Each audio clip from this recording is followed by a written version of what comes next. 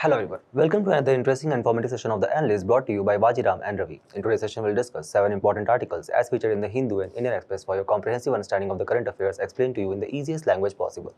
The topics are as follows. From an analysis section, which becomes imperative for the upcoming mains examination of 2026. In the first topic, we'll try to analyze that how the various important economies of the world are transitioning towards much more trade protectionism, like for example application of tariffs, and how that is going to impact our country's growth prospects. Then in the second topic, we'll try to analyze that how transitioning into centrally sponsored schemes like VBG can have a detrimental impact on the fiscal health of the state. Then, in your mains value addition, we will provide you some very important schemes to quote for the women empowerment section in the mains examination, followed by the 4 topics in your prelim section, where I will try to simplify the news for you and also provide you the much important value addition. So, stay tuned. So, a new bill passed by the US Senate puts 100% tariff on the imports of Russian oil on the countries like, for example, India, which actually signals out at the growing trade protectionist measures which is being adopted by the various important economies of the world. In this context, we are going to put focus on 2 important economic blocks for our country. One is USA, which if we look at a country single-handedly, it is the largest trading partner of our country. Second is going to be, if we look at the entire bloc, European Union, which act as the kind of one of the largest export destination for our merchandise products, which the issue forms an important component part of your GS3 paper under the larger theme of issues related to Indian economy. So first and foremost, what is the context of the news? The US Senate actually passed a bill that could once again see a massive tariff implication of up to 100%, which will be levied on India for its import of Russian oil. Now keep this in mind that these tariffs would apply on a country that was among 5 largest importers by the total volume of crude oil or natural gas originating from Russia during the 12 months preceding the date of enactment of the act. Thus, is it going to have a detrimental impact on our country? The answer is an absolute yes. Why? Because China and India are the top 2 importers of Russian crude oil. And thus, 100% tariff is going to be put on any kind of products which we are now going to sell to USA, which can be applied to various industries. Also, then proceeds to the import oil or gas from Russia after 30 days of the act's enactment as well. Also, the Russian crude accounted for more than 50% of Indian imports in the month of June 2026, and the legislation awaits now approval of the US House of Representatives. Now try to understand this, that many of the time in the mains examination we come across some questions which are actually deal with larger broader themes or macro themes. What are macro and micro themes? Micro themes, for example, if a question was asked on a specific free trade agreement which India has signed with a very specific country, then you people are able to generate points specifically regarding that. However, if such macro questions arise, like for example, what are the challenges before the Indian economy when the world is moving away from the free trade and multilateralism to such protectionist and bilateral mechanisms? Like for example, what is the purpose behind US imposition of such high level of tariffs on Indian products? Is it only that India is buying oil import, and thus USA and various European nations basically claim that India is part of laundromat countries? What are these laundromat countries? These are basically those countries who keep on buying various kind of commodities and services from the Russia. Like for example, how India is buying oil from Russia, and thus indirectly we are basically funding the Russia-Ukraine war which is taking place. Now try to create a larger picture by connecting with the last lecture which we took, where we talked about that how USA is now putting less focus on the North Atlantic Treaty Organization, of which Ukraine was going to be a part of, that ultimately kind of led to Russia-Ukraine war. Because now USA is trying to basically shift its focus to the Indo-Pacific region. Then why USA suddenly starts imposing tariffs on Indian products? Try to understand this, that with USA, we basically have a trade of more than $100 billion, where we actually have much more trade surplus in the terms of exports of goods and services to USA. Now try to understand this, that USA is basically facing a kind of a perilous situation right now, where, for example, they have a large scale fiscal deficit of $1.3 trillion, which almost amounts to 5.6% of their GDP. At the same point of a time, USA is also facing one of the highest unemployment rates of more than 4%. So in a developed economy like US, having a such large scale unemployment rate of 4% is actually a kind of a worrying signal for their economy of the future. So even if the US government wants to intervene and puts, let's say for example, large scale capital infrastructure projects to generate employment in USA, they are unable to do so. The reason being that they actually have such large scale fiscal deficit. So they are also facing fiscal stress. In this situation, they are basically trying to curb the import of such high quality, cheap products from India by putting such large scale tariff, and they are giving it a kind of a larger, let's say for example, noble mission or noble aim by saying that we just want to stop the war which is taking place in Russia and Ukraine. Now this is the context. So now the world is actually moving towards such more trade protectionist measures, as well as indulging in much more bilateral mechanism. Like for example, how as a country we also are indulging with various free trade agreements which we are trying to sign with various blocs like European Union. Very recently we have signed a free trade agreement with UK. Very recently we have signed a comprehensive economic partnership agreement with Singapore. So all of these examples could have been quoted here, and thus this becomes a larger issue or a macro theme. Now let's try to understand that when it comes to this tariff imposition, how it is going to impact our growth prospect in the future. First, let's try to understand the impact of this imposition of tariff. So first and foremost, we'll refer to the Indian Express report which was published in the month of October 2025. Which basically provided us the official data from the Ministry of Petroleum and Natural Gas, according to which it termed that how India is a crude oil import dependent country, where we are dependent on almost 88% of our crude oil need. So at indigenous level, we have a production capacity of approximately 2.3 million metric ton of crude oil, in which the contribution of public sector units is almost 78% of total production, in which such oil producing and export companies, they are basically producing 5.74 million barrels per day. Keep this in mind that this crude oil which we import is not entirely to meet the need of the indigenous economy, but we refine a certain section of that and export it as well. So this crude oil import is also a very important component of our export basket, and thus also provide us some very much needed forex reserves. For example, India exports 64 million metric ton of refined petroleum products as well. Now, because of this large scale tariff imposition, one thing is for sure, that the oil which we are importing from Russia, that is basically going to become expensive for us. How it is going to impact our economy? First and foremost, remember, when you are writing these kind of answers in economics, try to use some key economic terms, right, instead of jargons. So for example, it will lead to large scale cost push inflation. Take as simple as that. Because of the increase in the crude oil prices, the prices of diesel, petrol, natural gases, they are going to increase. Because of that, the freight cost, which basically involves the movement of good from one place to another, that is going to increase as well.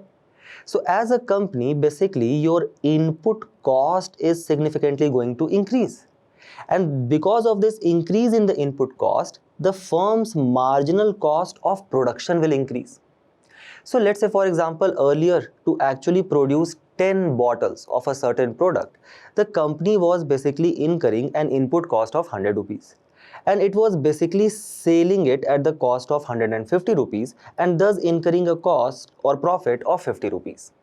But now, thanks to this large scale increase in the freight cost because of the increase in the crude oil prices, this 100 rupees input cost has significantly increased to 120 rupees.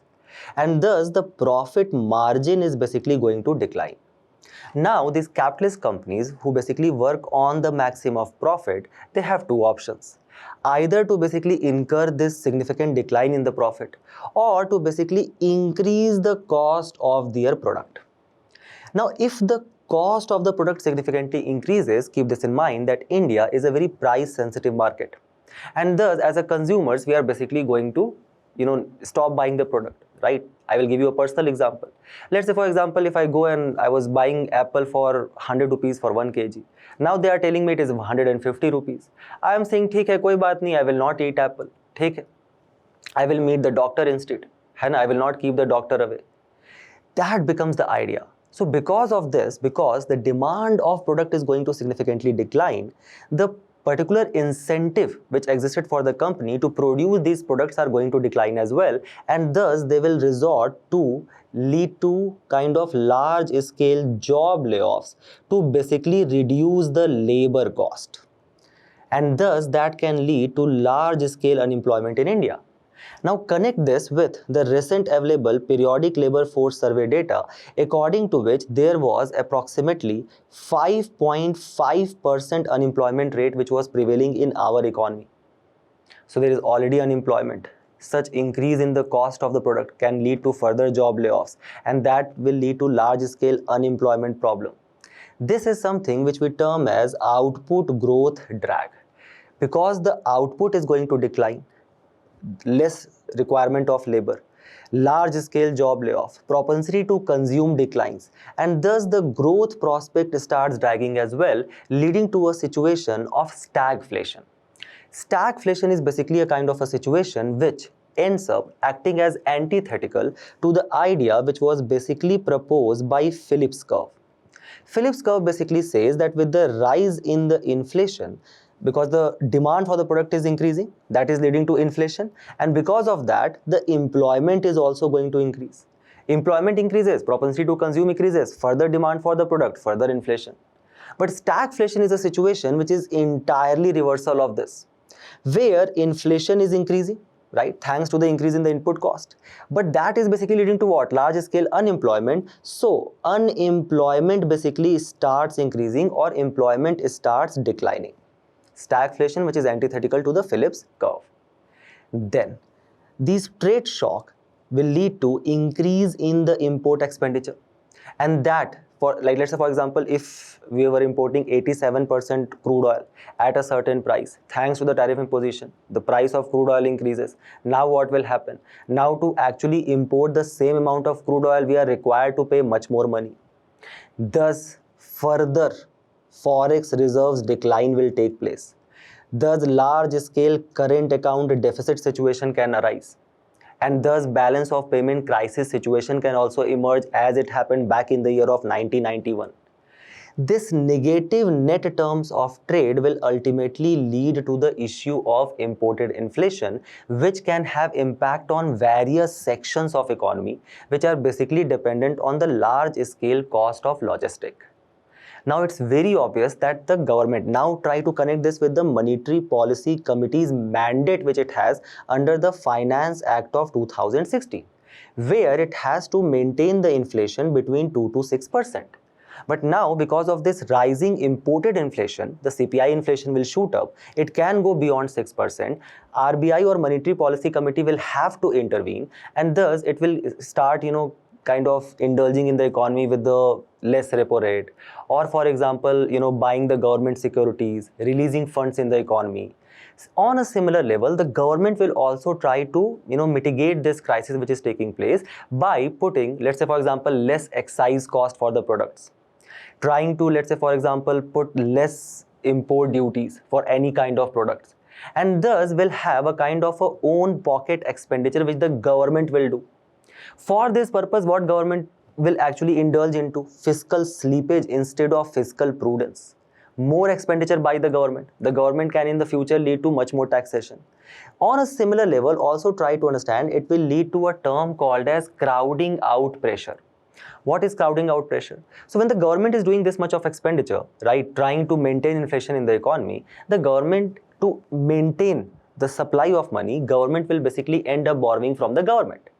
Now, because there is a large scale borrowing which is being taken place by the government, and banks know that the government of India is going to exist even 100 years after. So they have much more security here.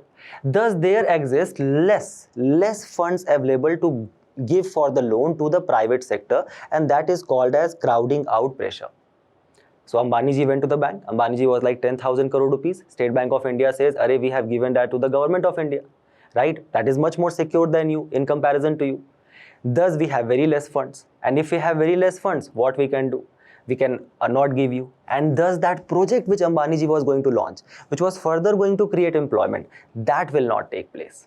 So remember, one such issue can have such a large scale detrimental impact on the economy, and thus you can see how our manufacturing sector activity growth has fallen to almost 5-year low in the month of July. So some of you might suggest that hai, we can actually save ourselves from this tariff imposition. We can very strategically shift to some other oil, right? Let's move away from Russian oil. Hai. Now here are also certain challenges. Let's try to understand that. So first and foremost, try to understand that India and Russia shares a very important strategic relationship, okay, where Russia basically emerged as one of the top 5 oil, exporter to our country, right, and became the country from which we import almost the largest amount of oil. That is Russia, almost 37%, right? This was before the Strait of Hormuz crisis or West Asian crisis which took place. The moment that took place, we have now resorted to almost importing more than 50% of our oil from Russia. 20% comes from Iraq, 13% from Saudi Arabia, 8% from UAE, and 3.2% from USA. The target between India and Russia is to take our bilateral trade to $100 billion, which is approximately $68 billion by now, and bilateral investment to $50 billion by 2025. In the year of 24 to 25, our trade with Russia actually reached to an all-time high of $68.7 billion, right? 88% of the import from Russia is nothing but crude oil, keep this in mind. So Russia's share in our oil basket was a meager 2% in 2020, which jumped to 37% in 2025. Russia also realized this growing dependency of India on the Russian oil imports, and thus earlier it was actually giving us a huge amount of discount. And just see that how the discount and the premium which was given to us by Russia, it started shrinking down over the years as well. This was observed by USA. USA said, "Theek hai, look at our meager share in your oil basket, right? Only 3.2%, and you are buying this 37% from our enemy, that is Russia. Why you don't start buying from us?" The idea is that, try to understand this, the price of Russian oil, right, as per the Global Trade Research Institute, is approximately $482 billion per ton for our country. The Global Trade Research Institute also says that this oil which we import from Russia does not have a high premium quality, and it contains high amount of sulfur content.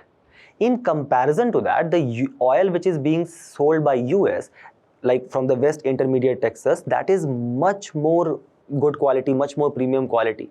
But the cost of that oil, the cost of Trump's oil, is $523 per ton.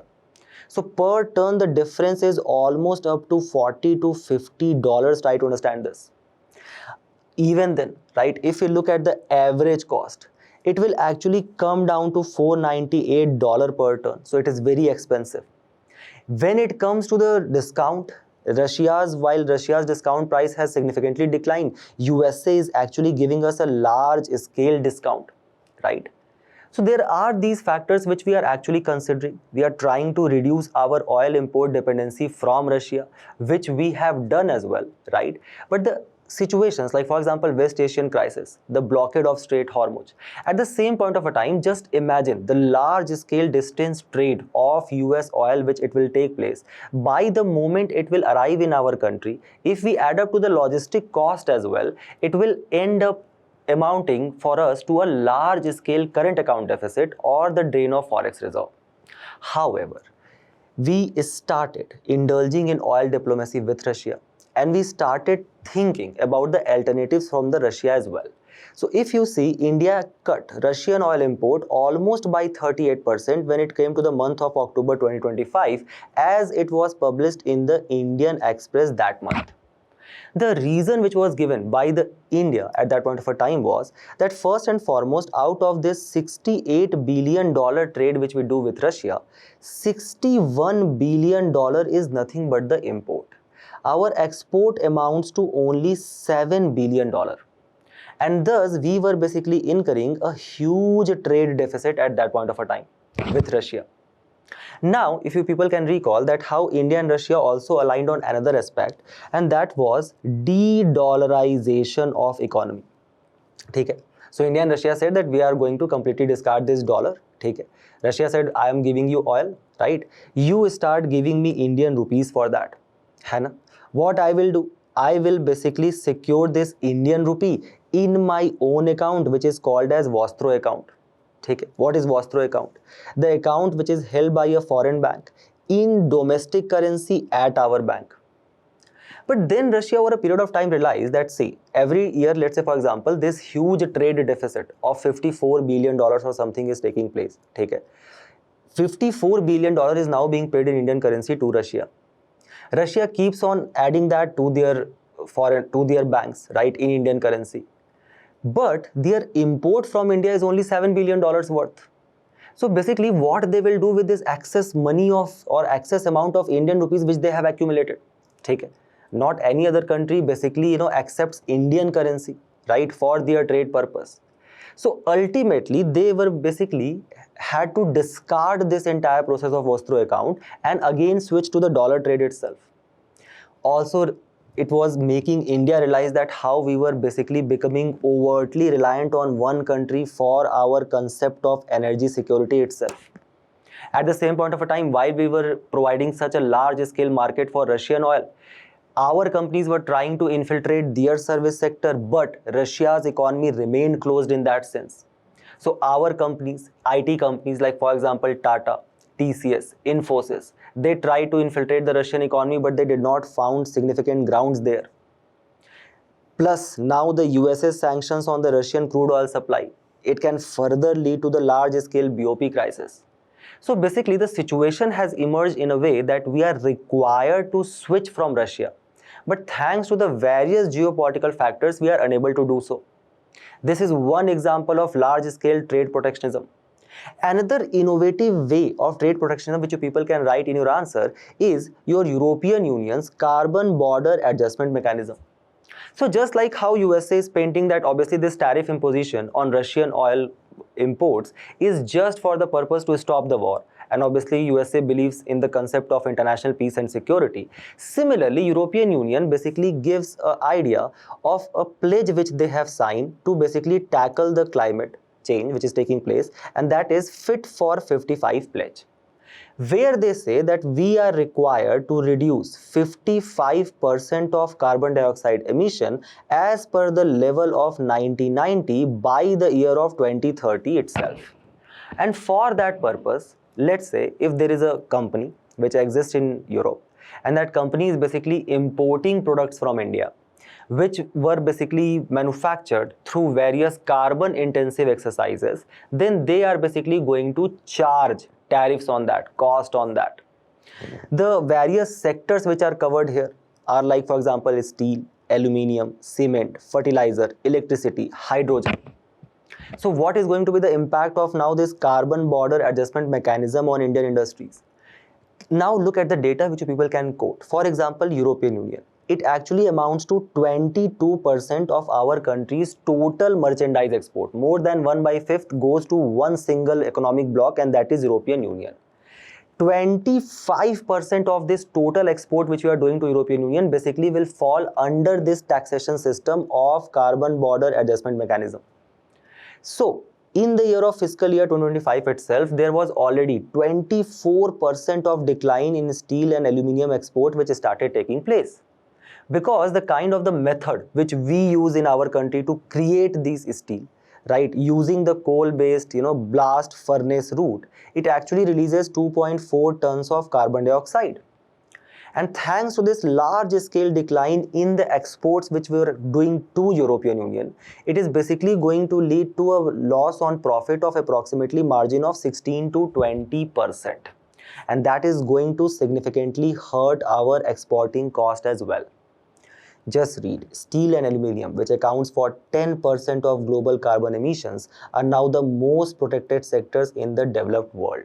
The US already imposes a 50% import tariff on these products, and European Union will add a new carbon tax to actually kind of ensure that these kind of large scale products which is being manufactured where in the micro, small, medium enterprises shall stop coming from countries like India. Now, don't you think it is going to significantly impact our MSME industry? Don't you think European Union is doing that so that basically they can generate employment on their own ground? So, how we can basically deal with these challenges? That's what the UPSC question asked as well. The first issue here is that there is a large scale import, imposition of tariff which is being done on the import of crude oil, and we cannot just completely discard our crude oil needs altogether. Why? Because our energy requirement is significantly increasing. So if we refer to the International Energy Agency, our country's power demand is going to double by the year of 2047. And let's say by the year of 2047, the same year when we are going to become the Viksit Bharat or a developed economy, let's say if there is a 100% incremental demand for power which is coming from the world, 25% of that, 1/4 of that will come from one country, and that is India. Right now itself, we are the third largest energy consumer and the fourth largest liquefied natural gas importer. At the same point of a time, as per the Confederation of Indian Industries estimate, there is a large scale necessity of creation of non-farm jobs to do industrialization in our economy, to actually sustain the demographic dividend. There is addition of more than 130 million plus people to its working age population in the next decade which we are going to do. So, it's very obvious that our energy requirement is increasing. If we are going to import more fossil fuel, more crude oil to actually meet this energy requirement, it is very obvious that large scale import or large scale imposition of tariff that will actually lead to high cost of that, and we know the entire impact on Indian economy because of it. So we can basically switch to the non-fossil capacity, to the renewable energy resources, to the alternative mode of transportation which does not use this crude oil. That is, for example, electric vehicles. And we are already taking steps under that, under our Panch Amrit target. And renewable energy installation has already crossed the 50% of our total installed capacity. Keep this in mind. Thus, a large scale impetus on renewable energy. So yes, there is an issue with ethanol, but the government is also doing that. So let's say, for example, if we are blending 20% of ethanol in 1 liter of petrol, it is actually helping us to reduce down the import of that 20% requirement of the crude oil as well, right? So over a period of time, the crude oil import dependency is going to decline with large scale adoption of such E20 vehicles. Further, we are trying to generate biofuel in our country itself under schemes like, for example, Govardhan scheme, where we use cow dung, various kind of organic matter, right? Takes it to the process of incineration, pyrolysis, try to generate biofuel. The government is putting impetus and doing social engineering to actually for you people to adopt electronic vehicles under your faster adoption, right, of electric vehicles or sustainable and affordable, kind of alternative towards such alternative mode of transportation initiative. Then government is trying to put further impetus on generation of renewable energy so that we can reduce our dependency on various kind of fossil fuels as well as, let's say, for example, crude oil. Under Pradhan Mantri Surya Ghar Muft Bijli Yojana, under the solarization of agricultural pumps under Pradhan Mantri Kusum Yojana. Then there is a Shanti Act under which we are trying to increase our nuclear power capacity to 10-fold by the year of 2047. And a question which appears in a prelims examination of 2026, the National Green Hydrogen Mission, under which the government has set up a target of generating 5 million metric tons of green hydrogen through the process of electrolysis, and the energy which will be used will be renewable energy under your National Green Hydrogen Mission. Keep this in mind. Further, take it. Countries are adopting protectionist measure. closing their economies. ठीक है, we are indulging in FTAs with them. ठीक है, that is one route. The another route can be where we can basically put impetus on indigenous manufacturing production, like for example production linked incentive scheme to provide incentive for incremental production and sales. So basically we are incentivizing the industries to set up their manufacturing units in our country. The more incremental production you do, the more incremental sales you do, we are basically going to subsidize you, provide you various kind of cost benefits. Second, Pradhan Mantri Mitra, under for example, where we are going to create mega, kind of integrated textile parks. Already 7 parks has been launched under public-private partnership model. Then there exists National Semiconductor Mission, where we are saying that, let's say for example, China also indulges in this kind of indirect tariff imposition by cutting down the supply of critical minerals, semiconductors. We are saying 50% project cost support will be given to the various fabrication units which will be set up in our country. Under Pradhan Mantri Gati Shakti National Master Plan, we are trying to reduce the logistic cost and also improve the multi-modal connectivity so that the less amount of fossil fuels will be required for the logistic purpose. Then to boost the demand, RBI, if you people can recall, very recently has kept the repo rate intact at 5.25%. The Pradhan Mantri Employment Generation Program is there, where for example bank finance subsidy is provided for setting up new micro enterprises in non-farm sector. There is a margin money subsidy on bank loan which ranges up to 35% for various kind of projects to actually generate self-employment opportunities, so that even though, let's say for example, our export to countries like European Union is going to decline, koi baat nahi, we are going to put impetus on indigenous industries. On National Handloom Day, on 7th of August, our Prime Minister also gave the call for the nation to actually start indulging and buying much more indigenous products from indigenous companies. So remember all of this, try to attempt this PYQ. This is your question today, and we move forward to the next news, where the article highlights the issue of growing fiscal stress among the states thanks to the various centrally sponsored schemes, where a major share of burden of expenditure on development initiative is basically passed on the shoulder of the states. The schemes like, for example, the recently revamped scheme, that is Viksit Bharat, Gramin Rozgar and Ajivika Mission Gramin, that is Vajiram, and the impact which it is going to have on the rural employment, the 60-40 dilemma which persists, an issue which forms an important component of your GS2 paper under the larger theme of government policies and interventions. So what is the context of news? The news basically talks about that you people can recall about the erstwhile scheme of MG Narega or Mahatma Gandhi National Rural Employment Guarantee Act of 2005, which basically provided a guaranteed job of 100 days, which will be provided by the government if you are agreeing to do manual labor. And for this work of 100 days, whatever will be the wage cost or the cost will be given to you as a labor, that was entirely borne, 100% borne by the central government. That was the idea. However, under this new revamped scheme which has been done, so basically the current regime, it did not consider MG Narega having a transformative results at the grassroots level. Okay? They did not consider it as a kind of a very flagship scheme which has brought significant result. At the same point of time in the previous section, we were discussing that how we need to create large-scale manufacturing jobs, large-scale skilled jobs, right? So why to put impetus on manual work in the year of 2026?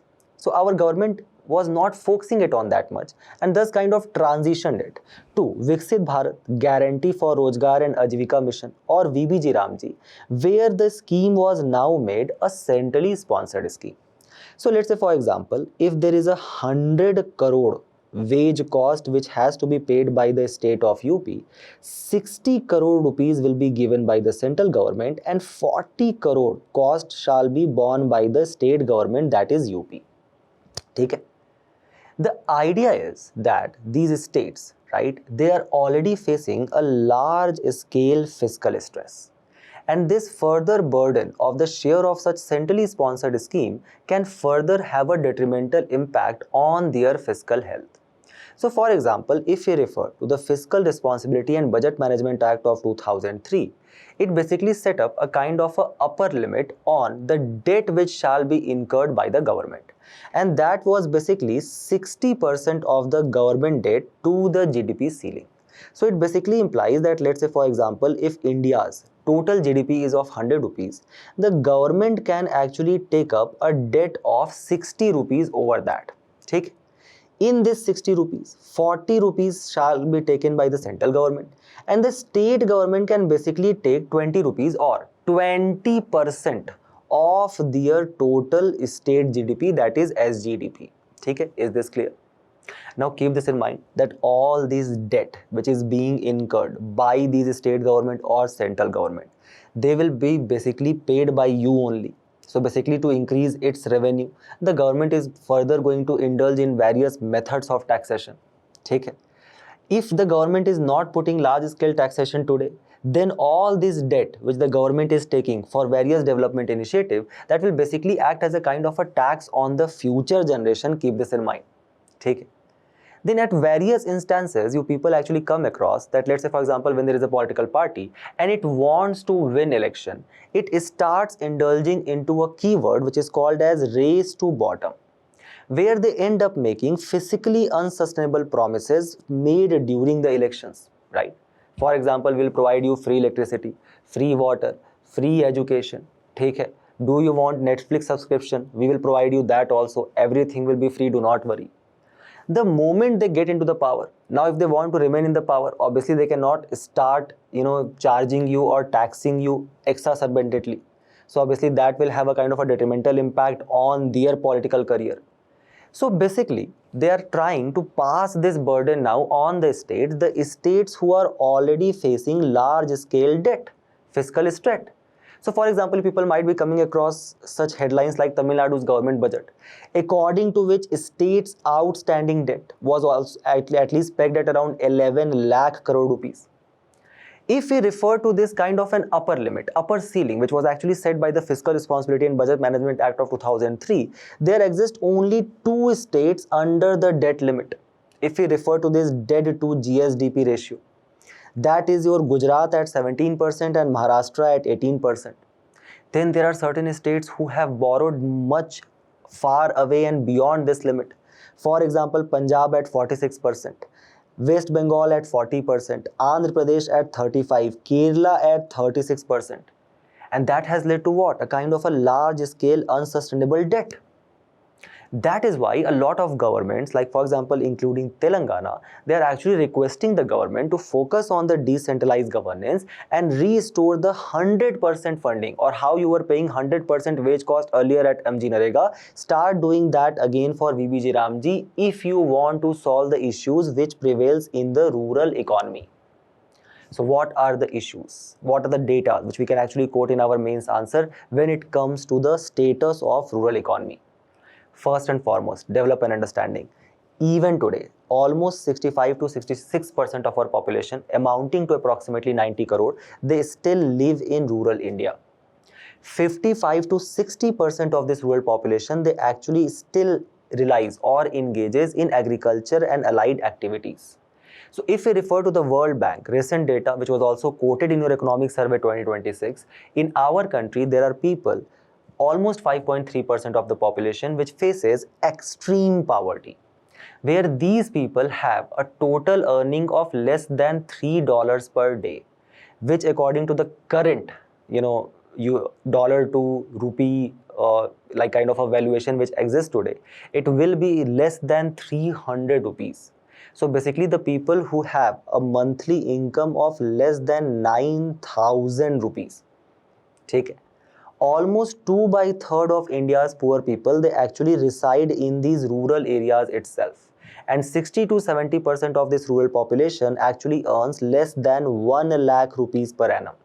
So if we refer to the average, which was taken by the study of NABARD, that is National Agriculture and Rural Development Authority, the average monthly income of the people who are living in the rural areas was only 10,000 rupees. The government, however, in the economic survey itself says that the bottom 10% of the population, right, residing in these rural areas, they have seen sharpest rise in the consumption. So poverty is basically declining. ठीक है, but remember that we actually kind of calculate this rise in consumption on the basis of value level. So if the inflation is increasing, it's very obvious that the consumption value will increase as well. So remember this one particular aspect as well. Second is that this year we are going to face the issue of El Nino. So because of El Nino, the precipitation amount is actually going to significantly decline. The large scale amount of farmers who are actually dependent on these monsoon rainfall for their irrigation purposes, they are going to face less agriculture productivity, and the resultant of all of this is that there is going to be further large scale unemployment and poverty in our country in this year and the next year, resultant of which, don't you think they will actually demand for much more manual work to do in the rural areas, and thus the demand for VBG Ramji jobs is actually going to significantly increase. Now the next aspect is that what are the causes for this paradox of plenty, or the causes of the rural poverty, where at one hand we refer to the data like, for example, how India is the second largest horticulture producer, how India is the second largest, let's say for example, or now the largest cotton producer, right? So we basically rank so high, right, largest rice producer in the world. But even then, why, when we go to the rural areas, we see such dearth of infrastructure, such poor quality of life which is being lived by almost 66 to 70% of the rural population? The first and the foremost issue is the low agriculture productivity. So in the third quarter of 2025, for which we have the data, the nominal gross value addition of this primary sector or agriculture and allied sector was a meager 14%. Now try to understand this, that as per the Economic Survey 2026, 46% of our country's total workforce, it basically indulged in agriculture and allied activities. This 46% of total workforce basically generates 14% of gross value addition, which basically implies that there exists low relative productivity in the rural areas, or specifically in agriculture sector, which directly showcases you that there exists the issue of disguised unemployment, where to, let's say for example, generate 100 kg of rice, in which we are also the largest exporter and producer of the world, if there is only requirement of 2 farmers, there are 4 farmers and families which are entirely dependent on this occupation itself. Okay. Thus, there exists accumulation of low human capital. They basically faces what? The issue of poor quality education, poor quality health infrastructure, very less transition to the industrial jobs which shall have been done. So despite government's efforts, various efforts, we have been unable to shift this majority of the population to actually high productivity manufacturing and service sector. Thus, don't you think that there is a large section of demographic dividend which actually lives in the rural areas, which remains underutilized, and thus kind of marginal productivity of the entire economy stands compromised? Leading to what? Large scale economic inequality which prevails in the rural areas, the large scale education and the health deficit among these people, and thus it leads to a vicious cycle of poverty which is basically passed from generation to generation, where, let's say for example, the next generation is again going to face the issue of unequal distribution of assets of land and capital, where almost 86% of the farmers, as per your agriculture census, they remains small and marginal farmers. Is this clear? This is exactly was the phenomena which was actually termed a sack of potatoes by the Karl Marx, where it said that how these farmers, right, large scale peasants who were distributed at that point of a time in the France, they have very small scale land holding, because of which they have very less scale capital accumulation. They cannot lead to large scale agriculture productivity. So they remain deprived, and even though because they are separated across the regions, like for example in our country, they basically do not have any political consciousness so that they can act as a pressure group to basically kind of create pressure on the people who are in the power. Then, as we were discussing, that we were unable to transition this large scale demographic dividend which is present in the rural area to the urban areas because of the slow rate of industrialization which took place. Why? Why this slow rate of industrialization? First and foremost is the poor infrastructure, the absence of reliable electricity and logistics. So let's say, for example, I am a company and my name is Tio. Okay?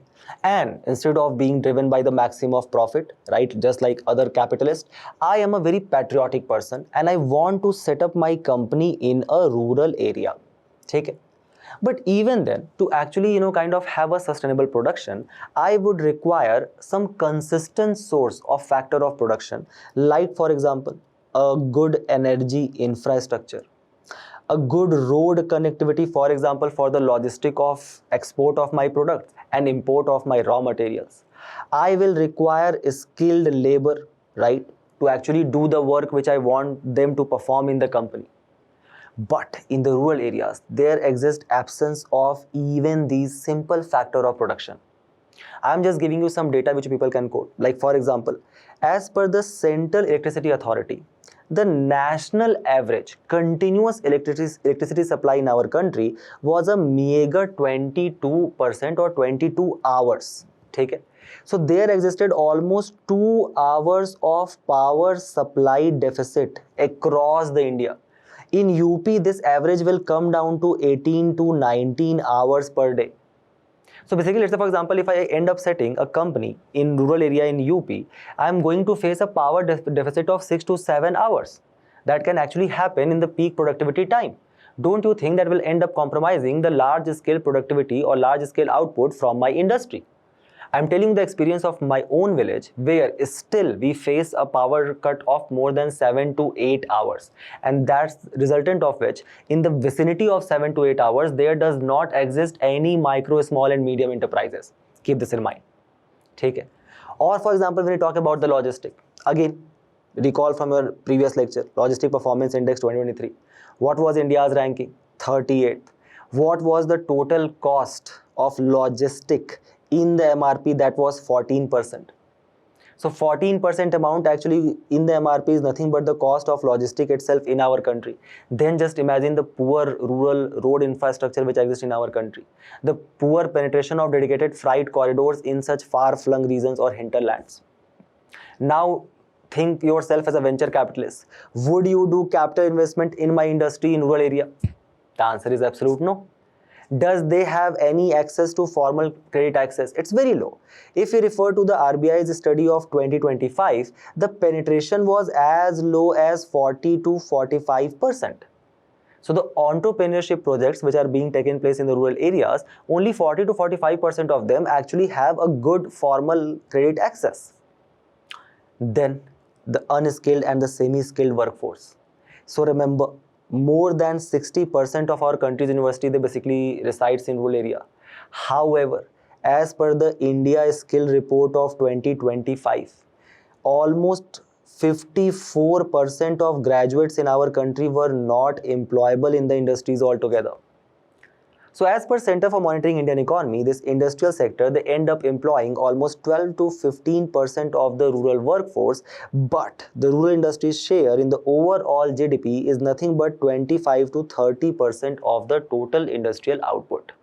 So low or slow rate of industrialization in rural India, thus less transition to high productivity manufacturing and service sector. Thus it basically all of this act as a kind of a push factor for these people to actually migrate to already populated cities of our country, where they basically end up doing kind of low paying jobs, low income jobs with very less social security, like for example e-rickshaw pullers, or for example working as a delivery boy for some platform.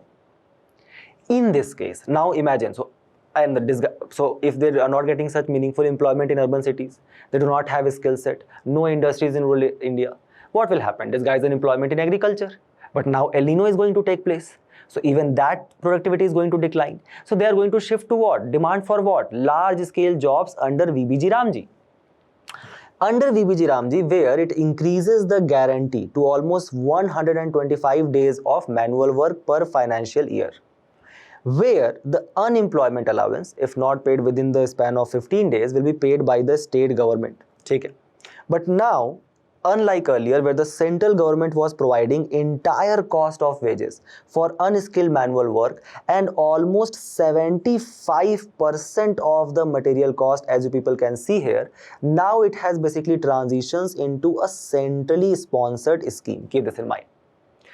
Again, state government's share of administrative cost and compensation in the case of delay in the wage payments, that is entirely retained. The number of working days has been increased, so that is obviously leading to what? Higher wage cost. All of this is being put on what? On the shoulder of the state government now, who are already facing fiscal stress. Is it clear? Take it. Under VBG Ramji, the state government will announce an advance period of up to 60 days for every financial year, during which the works under the scheme will not be undertaken. Now there will be a national level steering committee which is going to provide a high level oversight. Take it. Some features remain same, like for example biometric authentication, geospatial technology for planning and monitoring, mobile application based dashboards for real-time tracking. Some good initiative which people can also quote in your other paper, like for example ethics, mandatory appointment letters, free health checkups for workers who are aged 40 years and above, equal work, equal pay and equal opportunity provisions for women, creation of a national reskilling funds for workers who have lost their jobs. There is a weekly working hour cap of 48 hours and mandatory overtime payments as well. However, there exists a MG Narega Sangharsh Morcha, and this is the data which has been provided by them, according to which how the rural employment has collapsed thanks to transitioning to VBG Ramji, where the India's rural employment landscape is going a structural shift. And this transition has led to a near total standstill in work generation and a massive backlog of unpaid wages. So there was a 91% collapse which took place in the April work days. If we look at the person to days generated, it fell from being 10.5 CR to 95 lakh. And thus in the fourth quarter, there existed almost a 31% decline and almost 10,000 crore rupees of wages has been unpaid. Why? Because the state government are saying we don't have money. They're also complaining that the central government is basically not releasing their share. So, shall we focus entirely on this VBG Ramji scheme for the rural employment generation? The answer is nahi. What are the reforms which you people can quote when you are writing any answer on the employment in rural sector, on the reforms which are required or to transition the rural economy? First and foremost, try to substantiate the income of the farmers through other measures, like for example Kisan Samman Nidhi, under which we are basically providing them 6,000 rupees income support on annual level. And this also basically meets with the suggestion which was given by the Dalwai committee, where it had set up a target to double the farmers' income. Also, to incentivize job creation in rural areas. So basically there are a lot of local problems which exist in rural areas, for which we can end up finding local solutions, for which there might be some bright minds, right? Some entrepreneurs who are looking these issues as opportunities.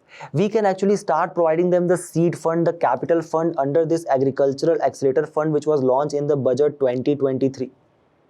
Target the sunrise sector establishment and the creation of the manufacturing output in rural areas, right? For example, solar power generation. Skill the demographic dividend under initiatives like, for example, rural self-employment and training institutes.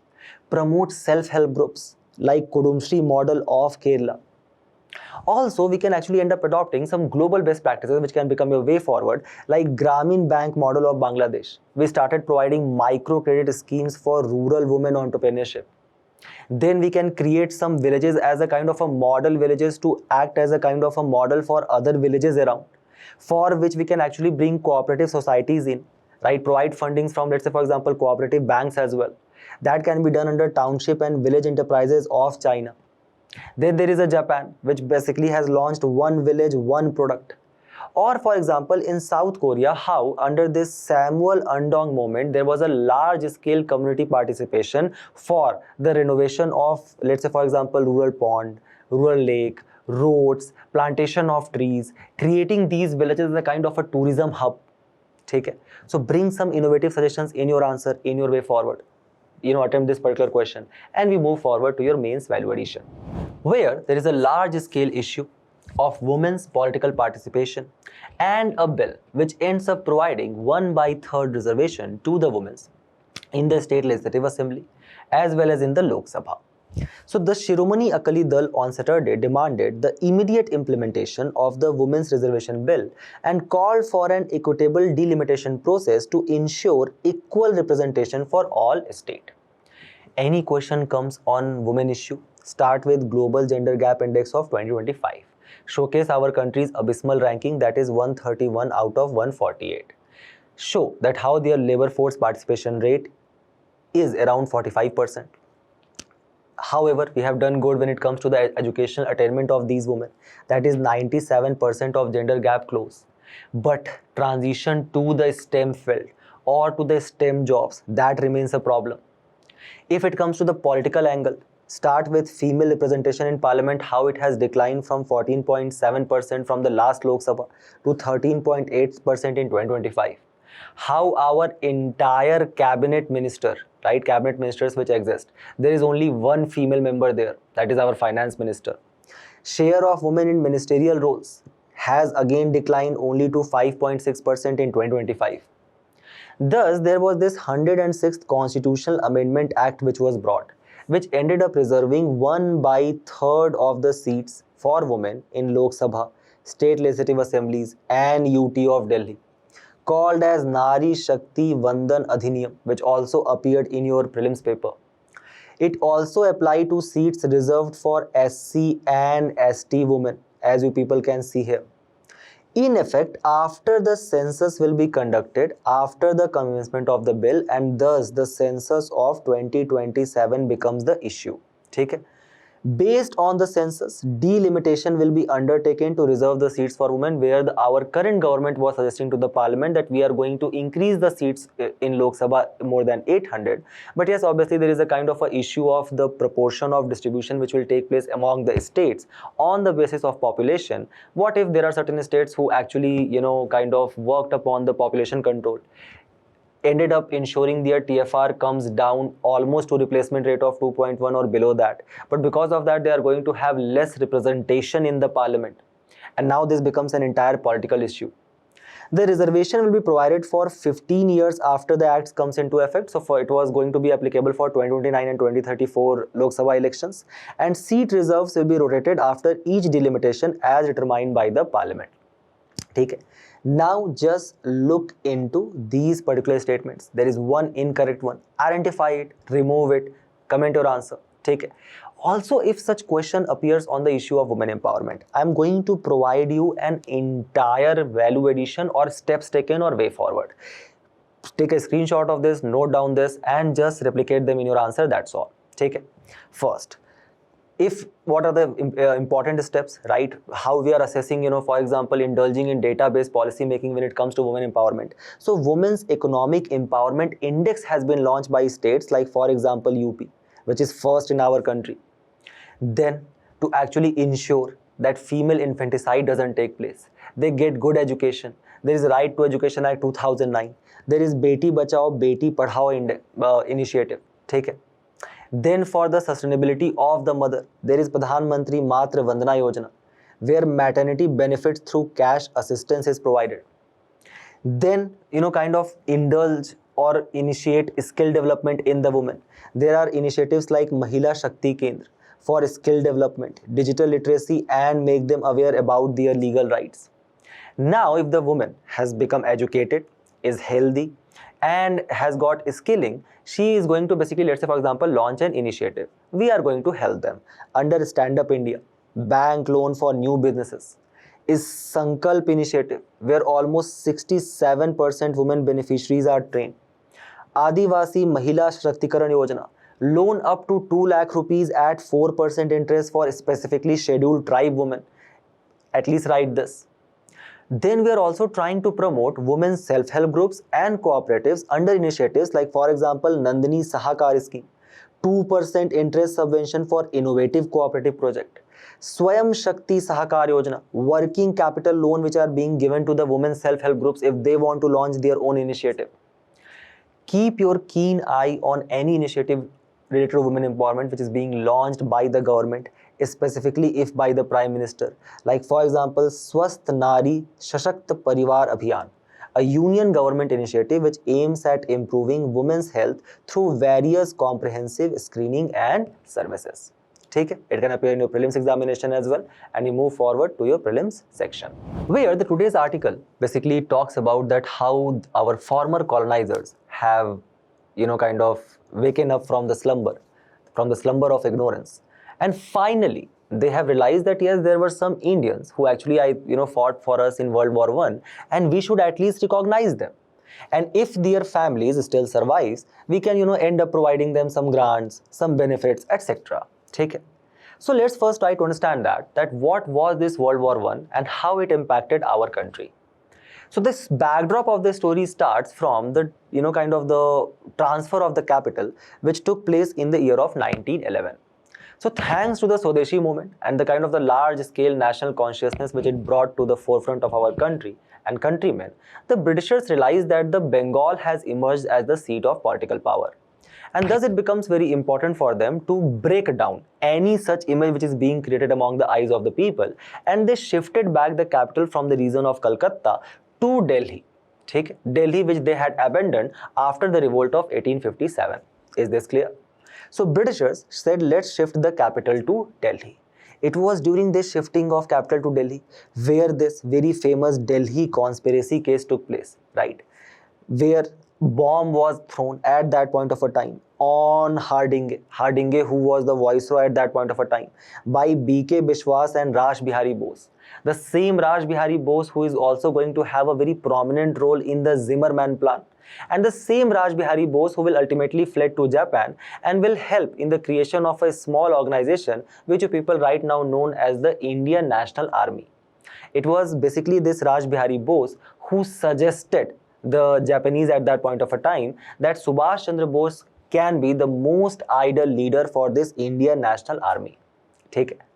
Then came the fateful date of 28th of July 1914, in which, so there is a kind of a large scale region of Austria or Habsburg Empire which exists. It contains of various population or various countries of Europe today, like for example Serbia. So Serbia is bordering Habsburg Empire at that point of a time, and at that point of a time Austria basically contains some large scale population of Serbia. Okay? So this Serbia as a nation, they actually end up winning in the kind of large scale Balkan War which takes place just 2 or 3 years before the First World War. Okay? So now the rise of Serbian nationalism starts taking place in the Austrian Empire. Okay? Serbians are like that, we want to separate our territory from this Austrian Empire, and we want to basically align with the nation of Serbia. Okay? As the luck would have it, the Habsburg emperor at that point of a time, the prince at that point of a time, Archduke Ferdinand, basically visits Serbia at that point of a time and ends up getting assassinated. So the kind of the house of cards which existed in Europe that basically leads to a collapse. Okay? The Serbia which is going to be kind of supported by Russia at that point of a time. Germany is going to ally. They are going to basically wage war at that point of a time against the Ottomans. The Britishers are going to come to the rescue of them. So it is going to be a kind of an entire house of cards. Okay? Now remember that India at that point of a time was part of the British Empire, acted as a kind of a colony. And thus the Britishers, they basically raised something called as Imperial Strategic Reserve, in which more than almost, keep this in mind, 10 million Indian soldiers participated in the World War I, and 74,817 Indians lost their life protecting the British dominion. Take it. So earlier it was decided in the year of 1911 that now the Delhi is going to be the capital and the entire renovation of Delhi will take place. Take it. But that program was obviously postponed thanks to the start of First World War with the assassination of Archduke Ferdinand. Take it. So after the World War ended in the year of 1919, the task was given to two architects, Edwin Lutyens and Herbert Baker, to actually kind of create or design the new capital territory of Delhi. Take it. Where they created this India Gate which you people can see. ठीक है, which was inaugurated. The foundation stone was laid by the Duke of Connaught, and that's why the reason around the India Gate was actually known as Connaught Palace. And ultimately, the inauguration was done under Lord Irwin in 1931, the same year when he is going to sign a Gandhi-Irwin Pact after the civil disobedience movement.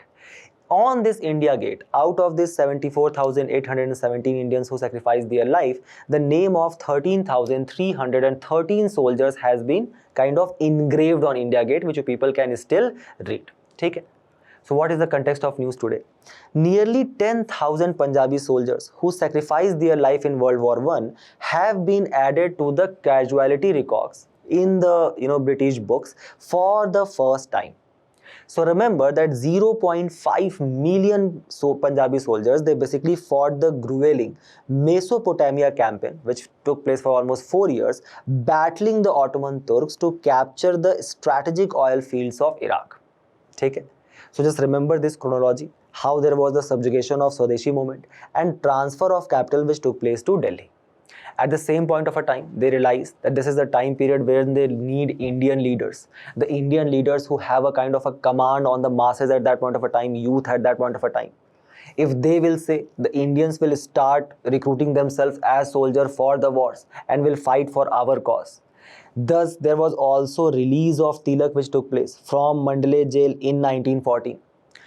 Tilak, along with Annie Besant, realized that this is the time that Britishers are in the need of us. So basically, we can also ask for some political concession.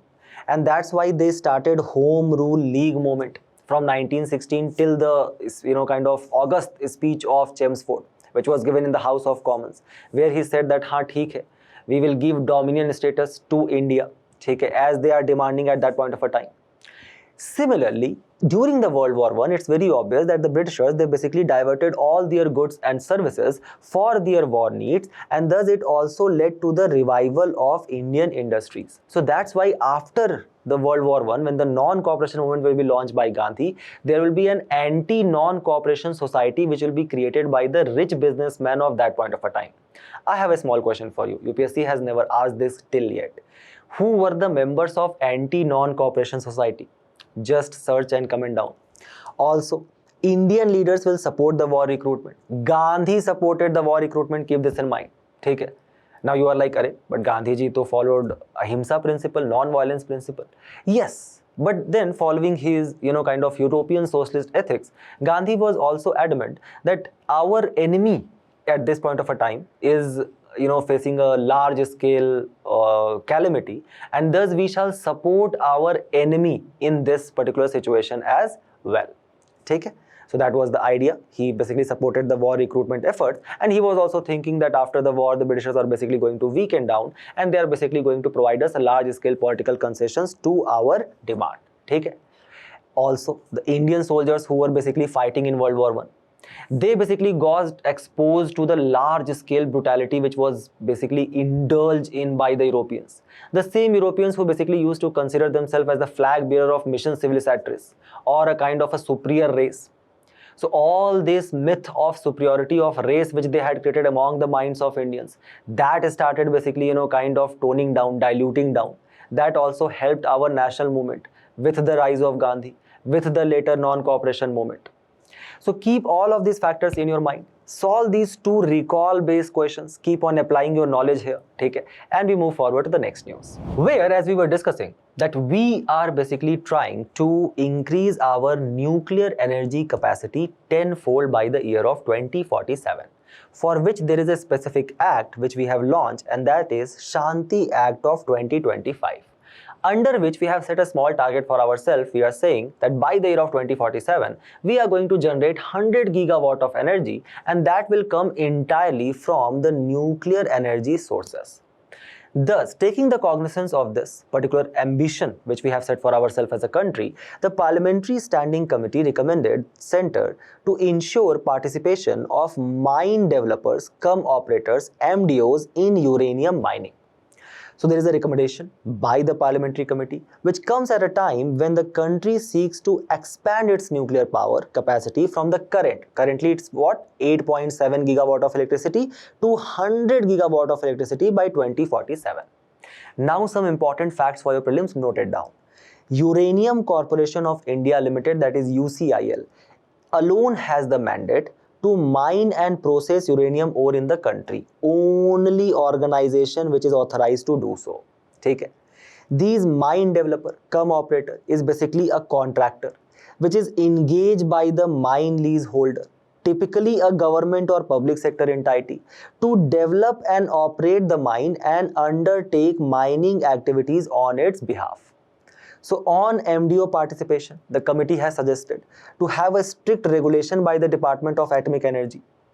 This UCIL or Uranium Corporation of India Limited, it operates currently mines in Andhra Pradesh and Jharkhand. It mines the uranium, sends it to the National Fuel Complex for fabrication of fuel which takes place. The idea is that when we say our 3-stage nuclear power program, the first stage is the pressurized heavy water reactor, where we basically use this uranium, natural uranium, as a fuel. So we basically use 7 kg of uranium-235 and 993 kg of uranium-238 to create what? A kind of a nuclear fission reaction. To understand this, first understand this table: the fissile nuclear fuel and fertile nuclear fuel. The fissile nuclear fuel is basically the fissile isotopes which can be directly used as a fuel, which are uranium-233, 235 and plutonium-239. So when we are using this uranium-235, 7 kg of it, it is basically what? A fissile nuclear fuel which can be directly used as a fuel to just burn and generate electricity or energy. Okay? Then there is fertile nuclear fuel which needs to be converted into fissile fuel. Like for example uranium-238 and thorium-232. Here we are using 993 kg of uranium-238. It creates what? A kind of a nuclear fission reactant, where the uranium-238, it basically absorbs the neutron and transforms into plutonium-239. Again, keep this in mind, plutonium-239 is what? A kind of a directly used fuel or fissile fuel. Okay? Here we use heavy water, right, or deuterium, used as both moderator and coolant. 22 nuclear reactors in our country, they basically work on these pressurized heavy water reactor. Like for example, Naroda in Uttar Pradesh, Rajasthan's Atomic Power Station, Tarapur in Maharashtra, Kakrapar in the region of Gujarat, Kaiga in Karnataka, Kundankulam in Tamil Nadu, the largest nuclear plant of our country. There is also one more, that is Madras Atomic Power Station. Okay. Now keep this in mind that such pressurized heavy water reactors, they require 54,000 tons of uranium oxide to generate 25 gigawatt of electricity. Right now, the total amount of uranium which is mined in our country by this UCIL, Uranium Corporation of India Limited, that is only 30% supply of that, right? And that's why we are able to generate only 30% of 25 gigawatt, that is what? 8 gigawatt approximately. Okay? And the enriched uranium which we use in the light water reactors, that we import entirely. Okay? Ye clear hai? So where in our country we have this uranium reserves? In Jharkhand, in Jaduguda, Narwa Pahad, Toramdi and Bagzata. Then in Andhra Pradesh we find it in Tummalpalle, Lambapur or Pedgattu. Then in Telangana at Lambapur and Pedgattu. In Rajasthan at Rohil mine in Sikar district. In Meghalaya at Domia Sat and Wakhin. More importantly, we have a large scale thorium reserve. That's why we want to have the third stage where we can actually use such large scale thorium reserves. Thorium which is found as a placer deposit along the streams, rivers, beaches, etc. And it is majorly extracted from the monazite ore, which is nothing but the rare earth phosphate mineral. It is naturally found in the coastal districts of Tirunelveli, Thoothukudi, Kanyakumari, and in the coast of entire country, nahi. In the coast of Kerala, Tamil Nadu, Odisha, Andhra Pradesh. Just like how only UCIL can actually mine uranium, on a similar fashion, Indian Rare Earth Limited under Department of Atomic Energy is the only authority to mine and produce monazite in our country. Keep this in mind. Okay? So keep these facts in your mind, keep this particular map in your mind, kind of a match the following question can appear as well, and we move forward to the next news, where we'll try to understand that when our Prime Minister was basically addressing a convocation at IIT, he basically talked about a very important institution. The institution is basically Anusandhan National Research Foundation. So emphasizing a massive national pivot towards advanced research, but our Prime Minister said that Prime Minister's Research Fellowship and this Anusandhan National Research Foundation or ANRF, they are backed by a funding target of approximately 1 lakh crore rupees. So the question which shall appear in your mind shall be, what is this ANRF? It is basically a statutory body created under the Anusandhan National Research Foundation Act of 2023, where it has been provided a corpus of almost 50,000 crore for a mission mode scheme from 23 to 2028. But the idea is that more than 2 by 3rd of the funding shall actually come from the private sector. So earlier there used to exist this Science and Engineering Research Board, which has now been entirely subsumed under this ANRF. The idea is to basically fund the academic research, okay, by creating a kind of a industry, academia and government linkage. So let's say for example there is an industry which is in the need of some modern day research, okay, modern day innovations. So the same innovations will be basically transferred as a project to the universities who will start working on them, and for these projects the funds will be provided jointly by the industry as well as by the government. Okay? Specific research grants will also be given to individuals and state universities. Take it. Now there was a large scale furor which was created in the last Analyst. How much spending India does on our research and development. Take it. Now try to understand this. The article was basically stating that how in certain sectors, like for example in transport sector, when it comes to the biomedical sectors, pharmaceutical sector, the share of private industries has significantly got beyond 50%. Okay, try to understand this. Because for example, in pharmaceutical industry, the companies are seeing a large scale prospect growth. They are actually witnessing a large scale compounded annual growth rate, CAGR, and that's why they are basically spending much more than before in these particular sectors, sunrise sectors. Now, if you refer to the total research and development investment, these are the entire data which you people can quote, and it has directly been taken from the research and development statistic which was published by the Department of Science and Technology itself. Okay? India's research and development investment has nearly doubled in the 3 years. So from being 1.27 lakh crore, it has gone to almost 2.5 lakh crore now. Keep this in mind. The industry is now becoming a major driver of India's research and development. So as per the official data, it's almost 49.3%, which is the expenditure which is being done by the business enterprises on various research and development now. Keep this in mind. That is nearly half of India's and R&D expenditure now comes from industry. So now our country's expenditure on R&D as a percentage of our GDP stands at 0.84%, but we still lag quite behind when it comes to the developed nations, like for example China, who is spending 2.58% of it, Germany, which is spending almost more than 3%, USA almost 3.45%. Keep this in mind. However, slowly and gradually we can reach to 1% of our GDP to invest in research and development, and then further we can actually try to kind of counter China in the upcoming years. Take it. Keep all of this data in your mind for value substantiation, and we move forward to the last news of the day, where we'll just try to understand what are urban cooperative banks. Take it. What is the news? So the Reserve Bank of India has decided that it is going to resume issuing licenses to various urban cooperative banks. Also, there is a cooperative ministry which exists. There is a union cooperation minister who is also the home minister of the country. He has asked these urban cooperative banks to join the umbrella body, that is National Urban Cooperative Finance and Development Corporation Limited, for technological support and increasing the confidence of depositors. So, what are the salient features of urban cooperative banks specifically for the prelims examination? First, these are primary cooperative banks serving urban and semi-urban areas, where they are registered under the cooperative societies under a state act if they are functioning only within one state. But if they function in multiple states, so there is a kind of a multiple state cooperative act as well, they can register under that also. Here as a member, because I have basically given a corpus through which adding a large scale corpus, such a cooperative bank has been created. So members have a dual role. I am a owner as well as I am a user or a borrower of the fund as well. Okay.